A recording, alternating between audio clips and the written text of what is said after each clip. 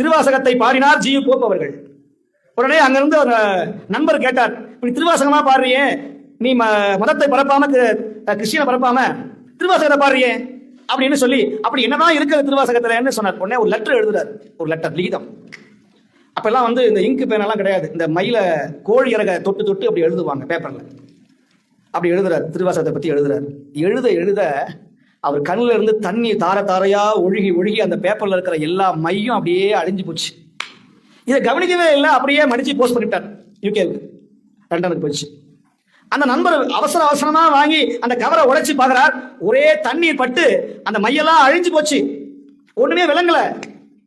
திரும்ப லெட்டர் எழுதுறார் ஜி போப்புக்கு, நீங்க திருவாசகத்தை பத்தி எழுதுங்க லெட்டர்ல, ஒண்ணுமே விளங்கலையே, எல்லாம் தண்ணி பட்டு அழிஞ்சு போச்சே, திரும்ப ஒரு லெட்டர் எழுதுங்க அப்படின்னு சொன்னார்.